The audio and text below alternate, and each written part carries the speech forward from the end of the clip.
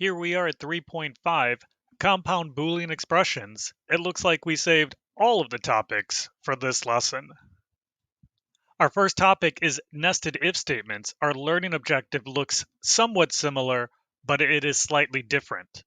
We want to represent branching logical processes by using nested conditional statements. There might come a time in your life where you want to ask a series of questions. But based on how the user responds to the first question, you might want to change how you respond to that. We are going to use nested if statements to accomplish this. Before we do, we're going to learn a little bit about some fantasy creatures and about a real creature. So here we have four different creatures. We have an alicorn, a unicorn, a pegasus, and a pony. We are going to list some attributes of each of these animals. For the alicorn has a horn and it has wings.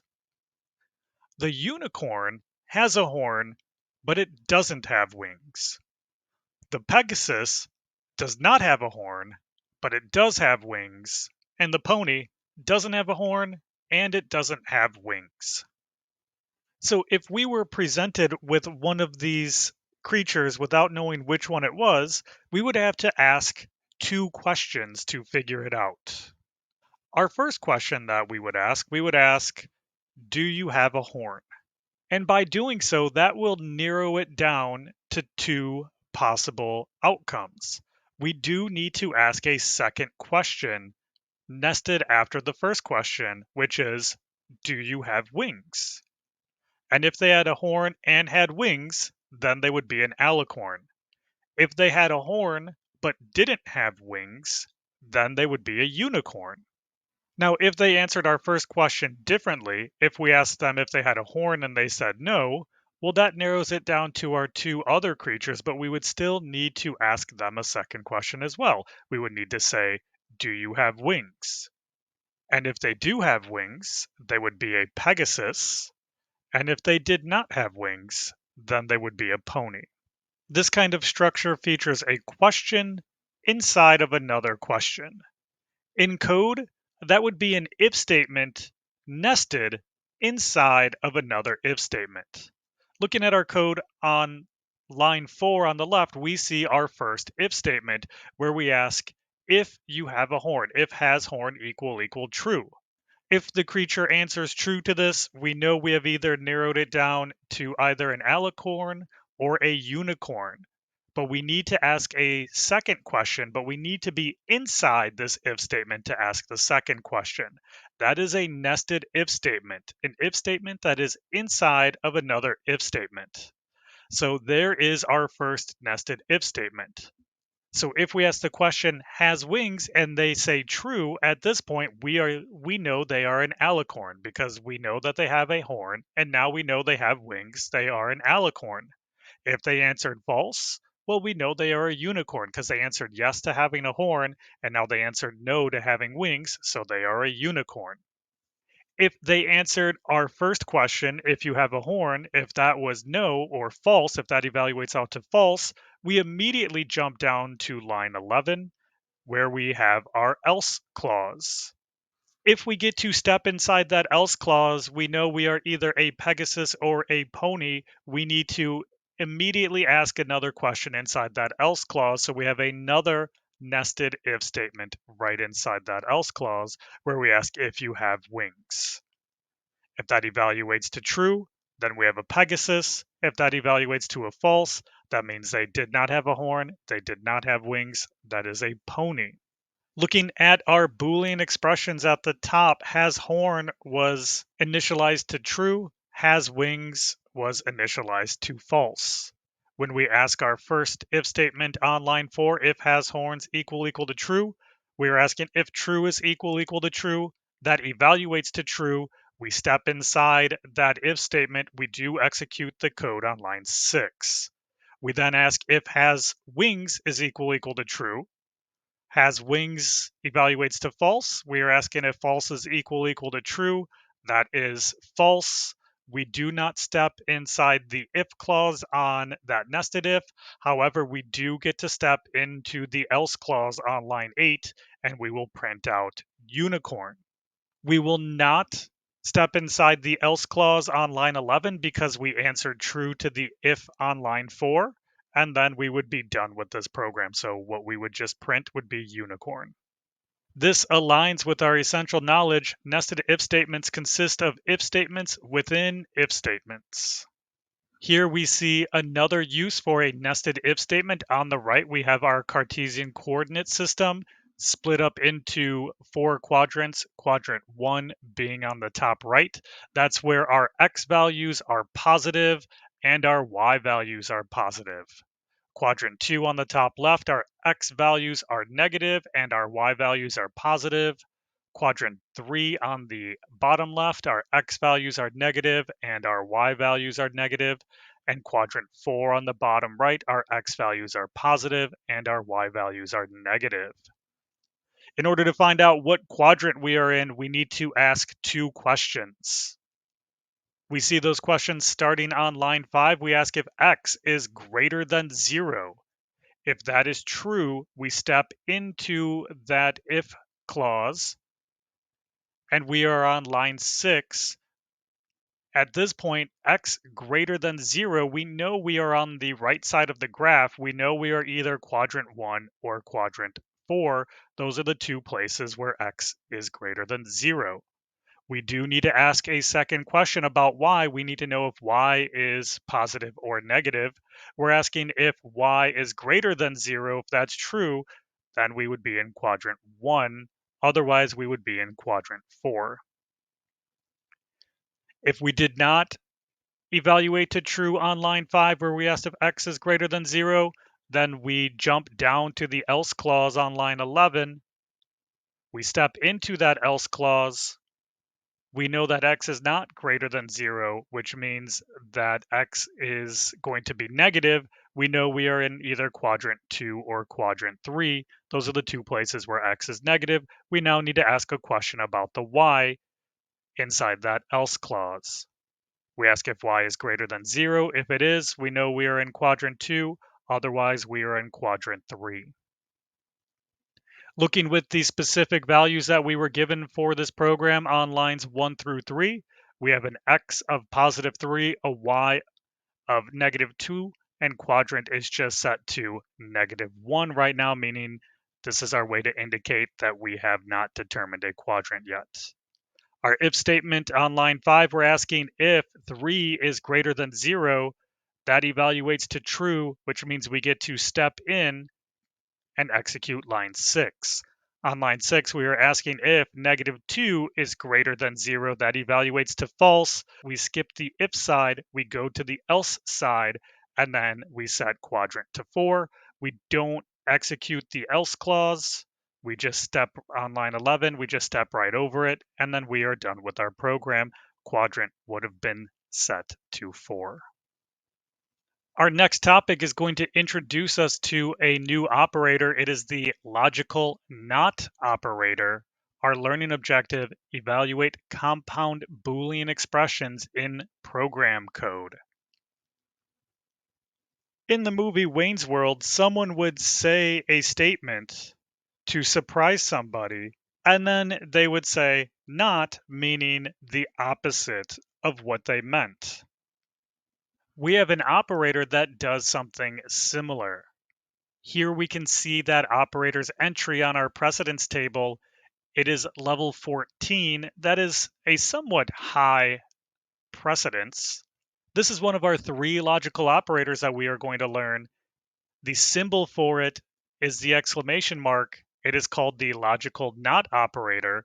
It's an operator that changes a true value to a false value and a false value to a true value.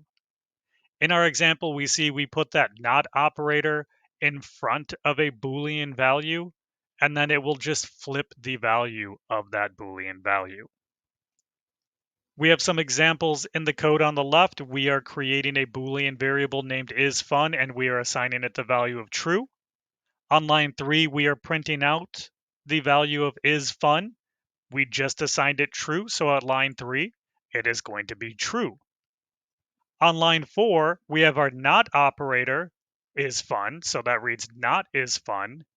Is fun is true, so we have not true. The one thing that we know is not true is false. That will print false. On line 5, we are checking the value of is fun again. The question we are asking is, at this point in code, did the value of is fun change? We did not use an assignment operator, so we did not change the value of is fun at this point in code. It is still true. Even though we used a not operator to change the value, we did that after the variable was evaluated to the value of false. We did not then reassign a different value to that variable. On the right-hand side, we are declaring a Boolean value named is redundant, and we are assigning it the value of false. On line 3, we are printing out the value of is redundant. Is redundant is false.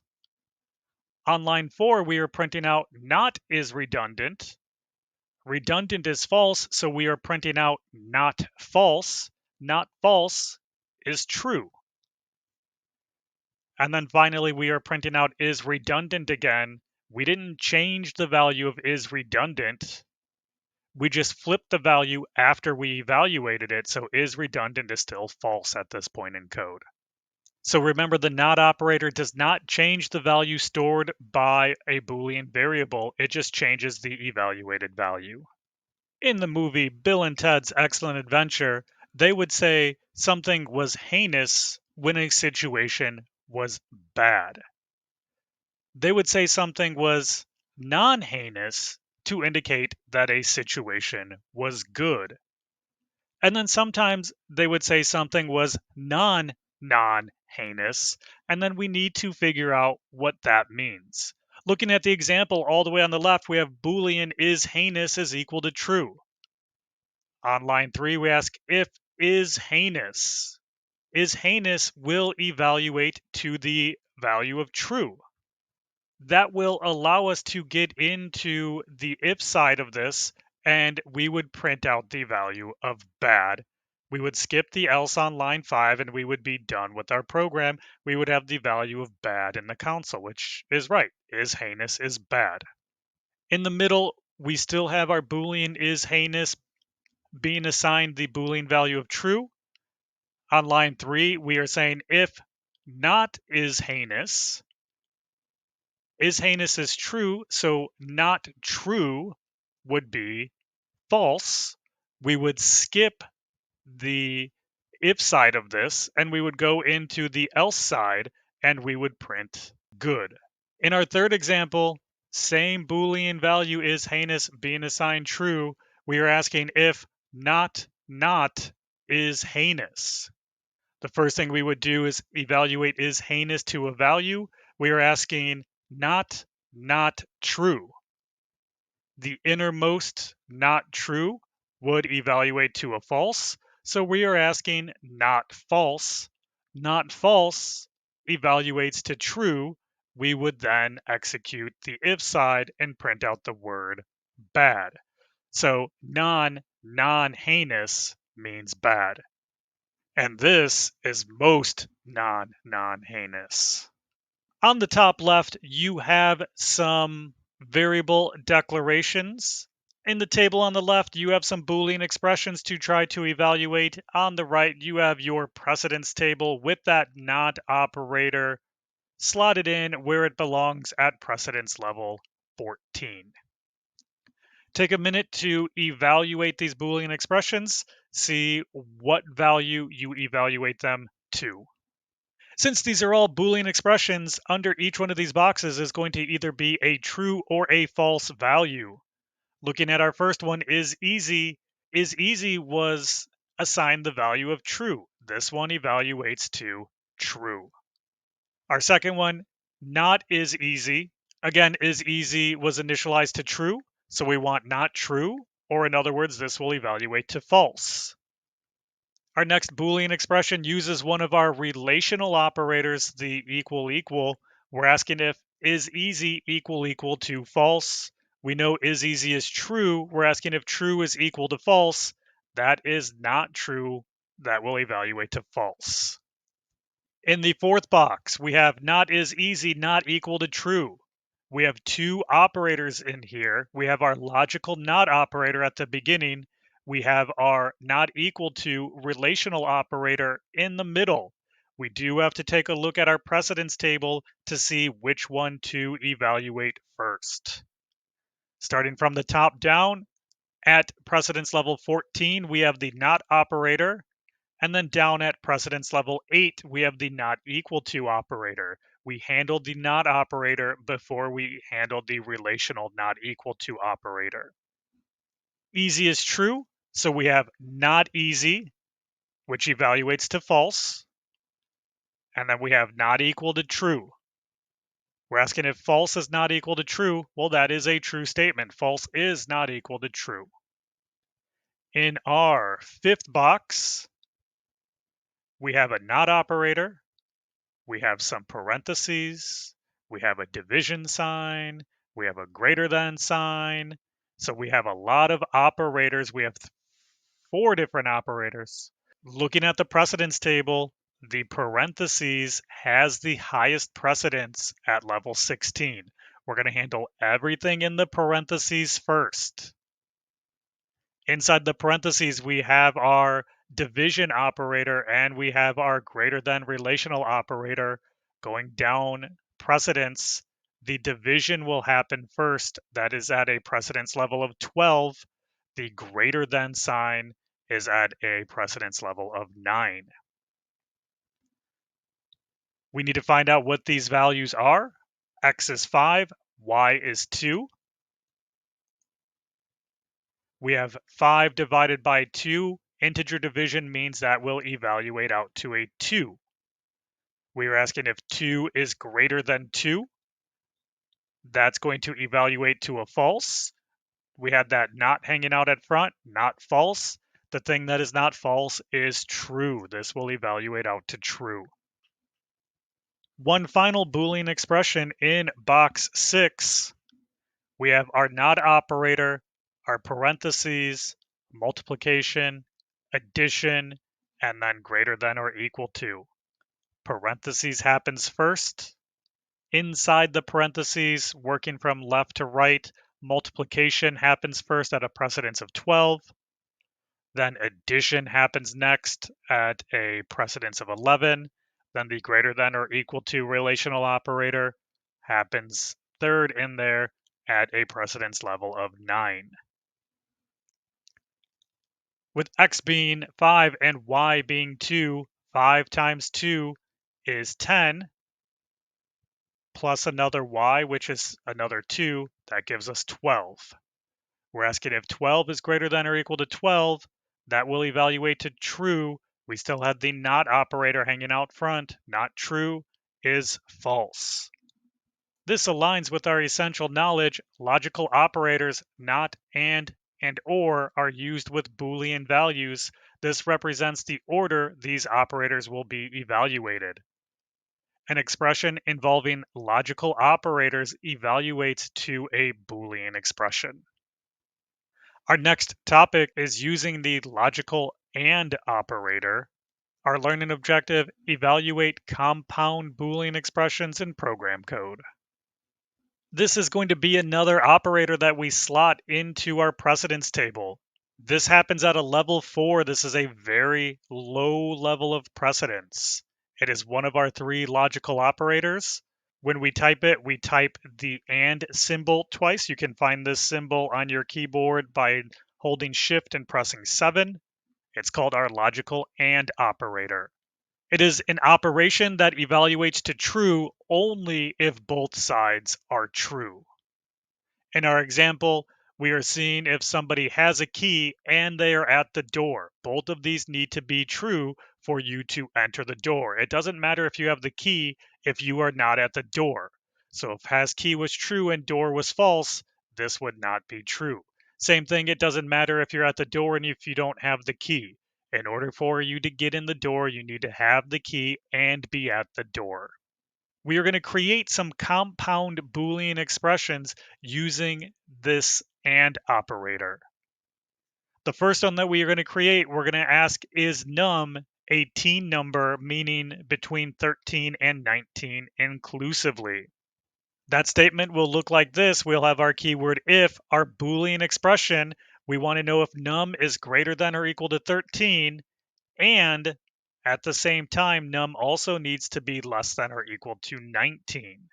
It is called a compound Boolean expression because we have a full Boolean expression on the left side of the and, num greater than or equal to 13. This can stand by itself as a Boolean expression.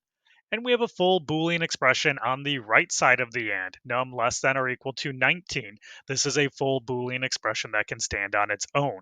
We're putting them both together with this and operator. Now, a number needs to meet both of these criteria to be a teen.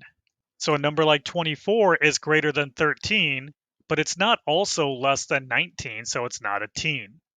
A number like 6 is less than 19, but it's not greater than or equal to 13, so it's not a teen. A number like 14 is greater than or equal to 13, and at the same time, it is less than or equal to 19, so it is a teen.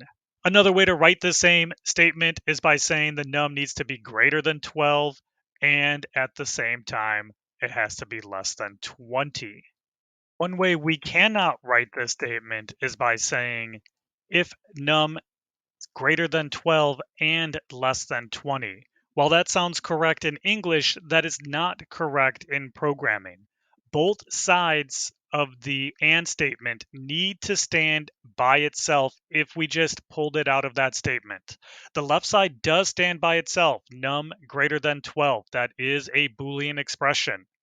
The right side of the and statement just says less than 20. By itself, less than 20 is not a Boolean expression. We are not asking what is less than 20. We would need to say num less than 20 on the right-hand side.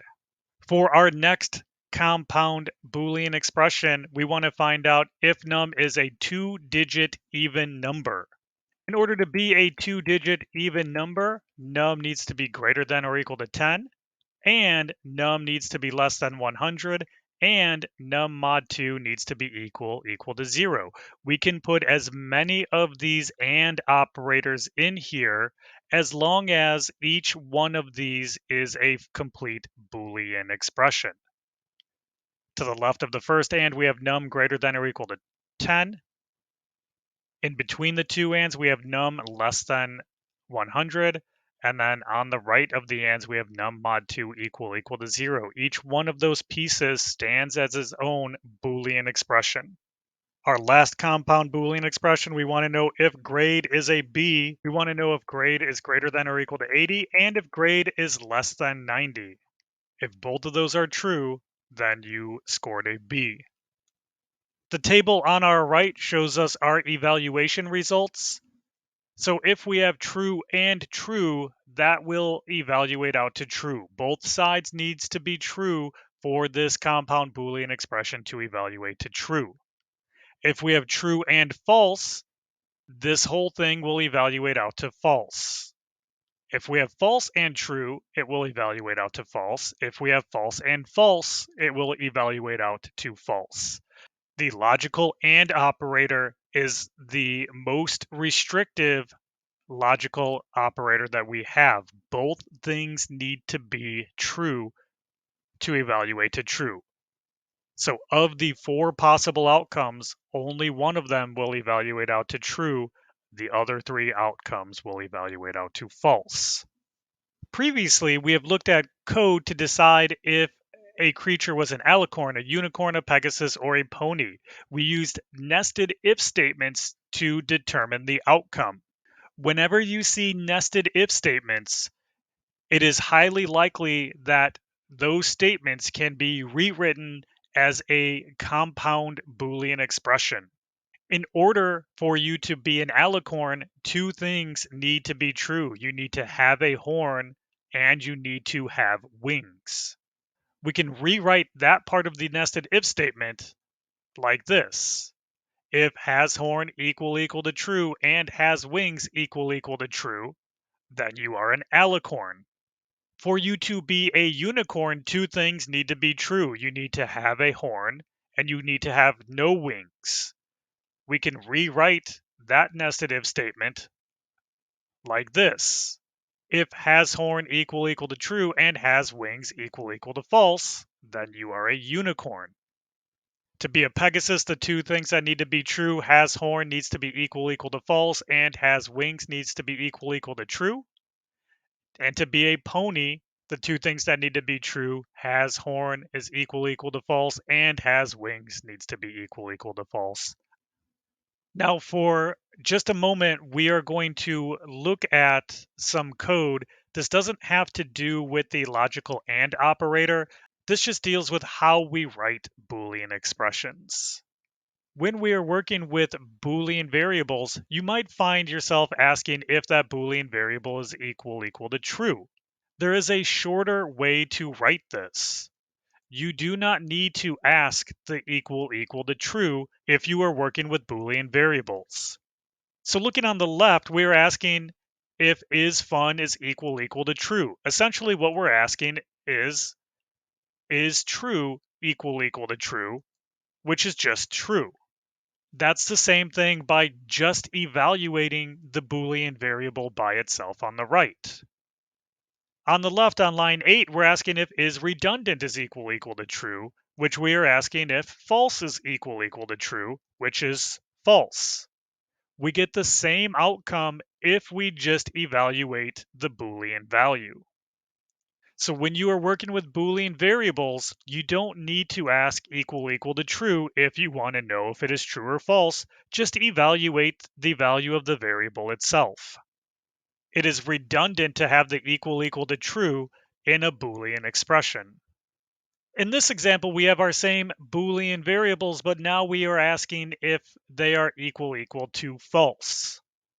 We have some equivalent code on the right where instead of asking equal to false, we use our not operator in front of that Boolean variable. Looking at our example on the left, we're asking if is fun is equal to false. Is fun is true. We're asking if true is equal to false, which is just false. By using a not operator to negate or flip the value of that Boolean expression, we are asking not is fun is true. We're asking not true, which is false. We get the same outcome. Let's look what happens when our Boolean variable is false instead of true. We're asking if false is equal to false, which is true. On the right, we are just using a not operator to flip the evaluation of that variable. So we are asking not false, which evaluates to true. We get the same outcome. Which means if you want to ask if something is equal to false, you can add a not operator at the beginning and leave off the equal to false. It's just a shorter way to write these Boolean expressions. So when we wrote those compound Boolean expressions to find out what kind of animal you were, we had a lot of equal to trues and a lot of equal to falses in there. We are just going to write those in a shorter way. Our first one has equal to true. In both of those, we said that equal to true was redundant. We can just get rid of that. And our second one, we have equal to true and we have equal to false. Well, we can get rid of the equal to true and put a not in front of has wings and get rid of equal to false. What that looks like is we are asking if you have horns and have wings, you're an alicorn. If you have a horn and you don't have wings, you're a unicorn. If you not have horn and have wings, you are a Pegasus. And if you not have horn and not have wings, you are a pony. Same evaluation, it's just a shorter way to write it. Here is our nested if statement for finding out what quadrant we are in. Go ahead and try to rewrite this using compound Boolean expressions. The code for that looks like this. We ask if x is greater than 0 and y is greater than 0, then you're in quadrant 1. Otherwise, we're going to ask if x is greater than 0 and y is less than 0, then you are in quadrant 4. Otherwise, we're going to ask if x is less than 0 and y is greater than 0, you're in quadrant 2. Otherwise, we're going to ask if x is less than 0 and y is less than 0. Then you are in quadrant 3. All of this aligns with our essential knowledge. Logical operators, not, and or are used with Boolean values. This represents the order these operations will be evaluated, and an expression involving logical operators evaluates to a Boolean value. On our table, we have some compound Boolean expressions using the logical and operator. Take a moment and try to evaluate those to their final value. Our first one, we are asking, is quick and is easy? Is quick is false and is easy is true. We're asking false and true. Looking down at our evaluation results, false and true will evaluate to a false. Next, we are asking if not quick and is easy. So we are asking if it is not false and true. Not false is true. True and true is the only one that evaluates to a true. On our third line, we have our parentheses. We have 2 relational operators. We have 1 arithmetic operator and 1 logical operator. Working down our precedence table, the parentheses get evaluated first, so we evaluate everything in here first. Working down, the next thing that we have our mod operator. Our mod operator will be evaluated first. Z mod 2, 12 mod 2 is 0. Then we do our relational operators. We are asking if 12 is greater than or equal to 10. That is true. And then we are also asking if 0 is equal to 0, which is also true. We are asking true and true, which evaluates out to true. In our final box, we handle our arithmetic operators before our relational operators. X times y is 10. We are asking if 10 is greater than 12. So on the left, we are asking if 2 is greater than 5 and if 10 is greater than 12. That is going to be false and false. False and false evaluates out to false. This lesson is just going to keep going. We have our logical OR operator, our third and final logical operator. Working with that same learning objective, evaluate compound Boolean expressions in program code. Our logical OR operator slots in at precedence level 3. It is our third logical operator. It is the vertical bar that is also called the pipe character. So we could say pipe. We find that on our keyboard, it is above the enter key, the same key as our backslash character for our escape sequence. So we have to hold down shift and hit backslash twice. It's called the logical OR operator. This operation evaluates to true if either side of the OR operator evaluates to true. So in this case, you can get in the door if you have the key or if you have the lockpick. You just need one of these to get in the door. If you have both of these, you can still get in the door. The only way you're not getting in the door is if you don't have any of these. We're going to try to write some of these compound Boolean expressions. The first one, you can buy the item if you have enough cash or if you have a credit card. This could look something like if cash is greater than or equal to 20 or has credit card equal to true. You either need the cash or you can have a credit card to get the item. If you have both, that's fine, you just pick. If you have neither, then you cannot buy the item. Our next statement, we want to find out if num is divisible by 3 or 5. If num mod 3 is equal to 0 or num mod 5 equal to 0. So it just needs to be either divisible by 3 or by 5. And then we want to know, is your grade an A or a B? In this case, grade is a string if grade dot equals the string literal A or grade dot equals the string literal B. Either one of those is fine. The OR is the more forgiving of our logical operators. If either side evaluates to true, the whole thing evaluates to true. Of the 4 different possible outcomes, 3 of them evaluate out to true. Only one of them evaluates out to false. That's if both of them evaluate out to false. That is in stark contrast to our logical AND operator, where there's only one way to evaluate out to true and three ways to evaluate out to false. The AND operator is the less forgiving of the two. Since the OR operator is the more forgiving of the operators, it is more difficult to come to a conclusive decision. Our first question, we are asking if you have a horn or you have wings. This could be either the alicorn or the unicorn because both of those have a horn, or it could be the alicorn or the pegasus since both of those have wings. You just need to meet either of these criteria, or you can meet both of these criteria. It is very easy to get past this statement because it is the most forgiving.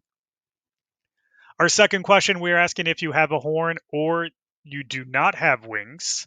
In this case, you can be either the alicorn or the unicorn because they both have a horn, or it could be the unicorn or the pony because they both don't have wings. Our next question, if you don't have a horn and you do have wings, that's either going to be the Pegasus or the pony. Both of them do not have a horn, or it's going to be the Pegasus or the alicorn because both of those have wings. Any of these three can get past this statement. Finally, we don't have a horn or we don't have wings. That can be the Pegasus or the pony. Either of those don't have a horn, or it could be the pony or the unicorn because both of those don't have wings. Either of these three can get past this statement. So if you want to be more forgiving and let things through your if statements, you're going to use an or. If you want to be less forgiving and let less things through your if statement, you're going to use an and. This aligns with our essential knowledge. Logical operators not and or are used with Boolean values. This represents the order these operators will be evaluated, and an expression involving logical operators evaluates to a Boolean value. Look at the table, try to evaluate these compound Boolean expressions. Our first one, is quick or is easy. Is quick is false, is easy is true. We're asking false or true. This will evaluate to true. Just one side needs to evaluate to true. We're asking in our second box, not is quick or is easy. That is not false or true, or in other words, true or true. If they're both true, the whole thing will evaluate to true. Our third one, we are asking if z is greater than or equal to 10. We're asking if 12 is greater than or equal to 10, or if z mod 2 is not equal to 0. 12 mod 2 is equal to 0, so we're asking true or false, which evaluates to true. In the last box, we want to know if y is greater than x. If 2 is greater than 5, that's false, or 5 times 2, which is 10, is greater than 12, which is also false. We're asking false or false, which is false. It's the only way that this statement evaluates to false if both sides evaluate out to false. We are just going to continue with another topic, it looks like. Short circuit evaluation. Evaluate compound Boolean expressions in program code. So in the 80s, there was a movie called Short Circuit. It had nothing to do with short circuit evaluation, but I still really liked the movie. I don't know where you would be able to watch it or even if it holds up, but I should try to find it again. In this table, we have compound Boolean expressions that use the logical AND operator. We are going to evaluate these to see what this will evaluate to. Looking at the left side of the AND, we have true AND. The question is, do we need to see what's under this box to evaluate this statement? Looking at our evaluation results, true and can evaluate out to true or false depending on what the second value is. So we do need to see what's underneath this box in order to make our final determination. Looking under that second box, we have true. True and true will evaluate to true. In the next row, we have true and we need to ask, do we need to see this box? Yes, we do, because true and could be either true or false. So we do need to look under that second box. In this case, it's false. True and false evaluates out to false. In our third box, we have false and now our question is, do we need to look under this box? Well, looking down at our evaluation results, false and anything will evaluate to false. It doesn't matter what is in the second box. If we have false and, that evaluates to false. False and evaluates to false. Nothing under this box can make this statement true. So we're not even going to look under this box. We know that this thing is going to evaluate to false. And in our final one, we have false and then we're asking, do we need to look under this box? Well, we just said false and. It doesn't matter what's under here. Nothing under here can save us at this point. The whole thing is just going to evaluate to false. This is known as short circuit evaluation, when the result of a logical expression using and or can be determined by evaluating only the first Boolean operand. Then, in that case, the second one is not even evaluated. In order to save time, the computer does not even evaluate these because it doesn't matter what these two turn out to be. There's no saving these statements. Which now you may be wondering, did I even type anything under these boxes? Because it doesn't even matter. Make your bet, let's find out. I did type values underneath there, but again, it didn't matter that one was true and the other was false. The computer would never even look at those. Here's a similar table with compound Boolean expressions using the logical operator of OR. Let's look under the first box. Under the first box, we have true or. The question is, do we need to look underneath the second box? Looking at our table, we have two outcomes that could be true or. In both of those cases, it's going to evaluate out to true either way. It doesn't matter what's underneath this box. There's nothing in this box that can hurt us anymore. This whole thing is just going to evaluate out to true. In our next example, we have true or. We just said we don't need to look under this box. The whole thing will evaluate out to true. Our third example, we have false or. Now we need to find out, do we need to look under this box or can we determine this just by this part of it? Looking down in our table of our four possible outcomes, two of them are false or. One of them evaluates to a true, one of them evaluates to a false. We do need to look in the second box when it is a false or. In this case, we have false or true, which will evaluate to true. That was saved by that second Boolean expression. In the last box, we have false or. We just said we do need to look underneath this box. Here we have false or false. This whole thing evaluates out to false. So short circuit evaluation applied to the first two. It did not apply to the second two. We could make a decision just by looking at the first half of it. Now we're going to go double or nothing. I did type values underneath here. What you need to guess now, what value is underneath this box and what value is underneath this box, and are they the same value or are they different values? The values I put true for the first one, false for the second one. Again, it doesn't matter to the computer. The computer would never evaluate those to save time.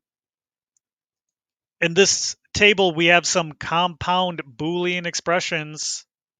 Not only should you determine what it evaluates to, you should also determine how many arguments needed to be evaluated. Did we need to evaluate one or two of those expressions? The first one, we're asking if z divided by y is greater than x. Z is 12, y is 2. This will evaluate to a 6. We're asking if 6 is greater than 5. That is true. We have true and. True and means we do need to evaluate this second expression. We're asking if x divided by y is equal to y. 5 divided by 2, an integer division, is 2. We're asking if 2 is equal to 2. That evaluates out to true. We had to look at both sides of it. In the next one, we are using the compare to method from the string class. We're asking Peter to be compared to Parker. Peter is the one doing the calling out. Peter's asking to be compared to Parker. Peter would be alphabetized later. The first difference is the E. They both start off with a capital P. And then we are comparing the E to the A. The E comes later. That's going to be a positive number. That's going to be greater than 0. That's going to be true. True and means we need to look at the second one. On the right-hand side, we are calling the length method on LName, and we are seeing if the length of LName is greater than 10. LName is Parker. The length of that is 6. We are asking if 6 is greater than 10. That is false. This whole thing will evaluate to false. We had to evaluate 2 arguments. Our next one is quick and is easy. Is quick is false. We have false and we can stop. We know we're going to get an answer of false. We only had to evaluate 1 argument.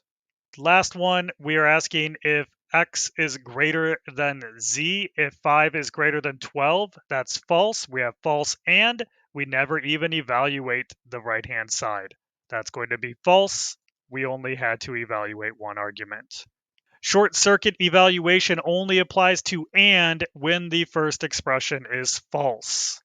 This aligns with our essential knowledge when the result of a logical expression using and or can be determined by evaluating only the first Boolean operand, the second is not evaluated.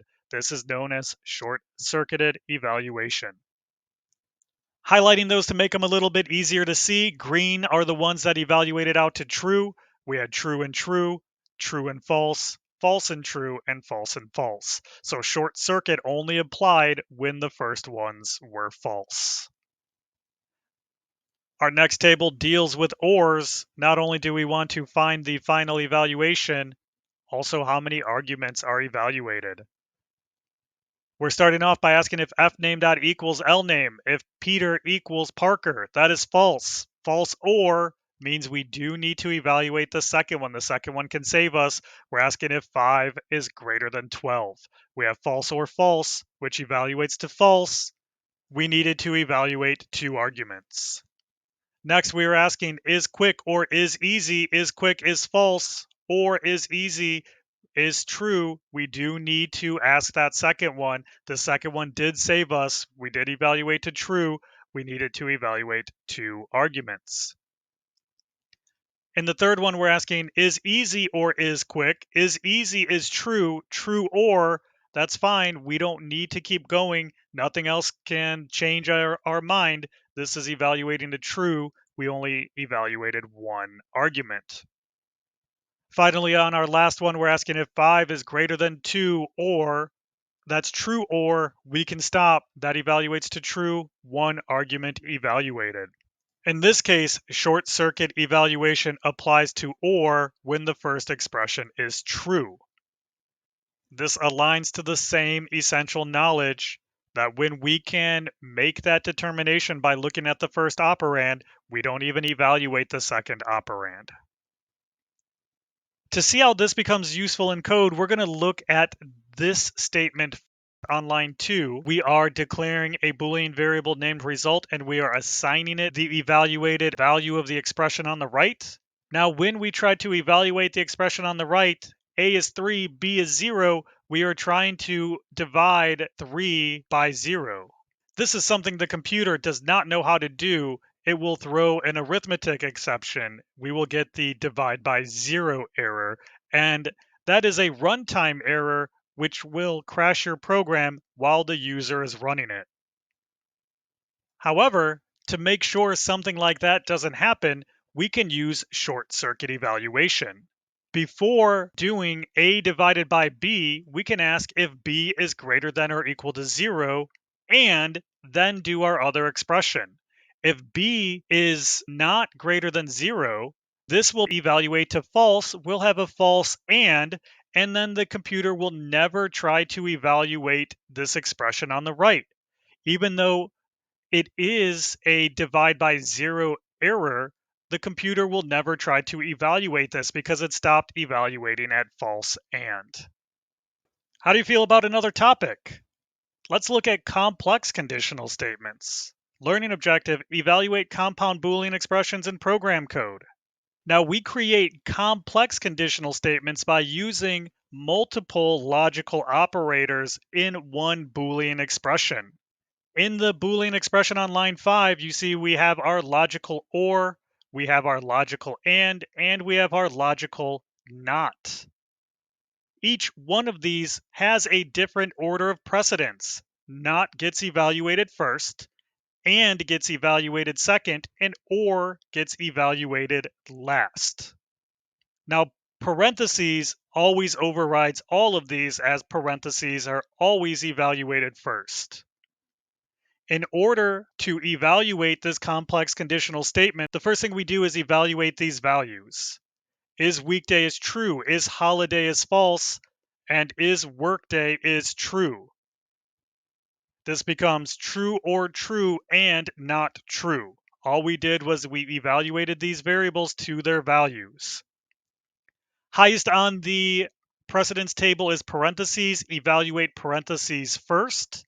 We have true or false inside the parentheses. True or false evaluates to true. And then we still have our and not true. After parentheses working down the table, we have our not operator. We evaluate this not operator. We then get true and false. Then we evaluate our and operators. True and false is false. And then we would evaluate our or operators, but we don't have any. This whole statement evaluated out to false. We would have a very different outcome if we did not have these parentheses here, though. So let's take a look at that. The first one at one point became in parentheses true or false and false. Let's walk through and evaluate this. It's going to be the same that we just saw. Parentheses first, true or false evaluates to true, and then we have our and false. We do our not operator, we don't have any. We do our and operator, true and false evaluates to false. We don't have any or operators. Let's go ahead and drop those parentheses, and we'll just do true or false and false. We evaluate our parentheses first. We don't have any. Then we evaluate our not operators. We don't have any. Then we evaluate our and operators. We have false and false, which is false. And then we evaluate our or operators. True or false is true. So we got completely different values based on if we use parentheses or not. On the left, we used parentheses to prioritize the or operator when the or operator is usually handled last. Here is another complex conditional statement. Try to walk through this one and see what you get as your final value. Does this evaluate to a true or a false? The first thing that we want to do is evaluate the variables. Is club member is true, product price is 75.0, purchase quantity is 3. Our next step is we evaluate the parentheses. Inside the parentheses, our relational operators evaluate first. We have true or false. And so the entire parentheses evaluates to true. Then we evaluate our not operators. We don't have any. Then we evaluate our and operators. We have true and true. This whole thing evaluates out to true. You would then get the discount. So make sure that you have your precedence table. Make sure that you are following your order of operations. Oh, what do you know? There was an end to this lesson. We finally made it. Rate yourself on those learning objectives. Read over all of your recap statements. Hit me up with any questions or concerns that you have regarding this content. Join us in our next video and keep programming.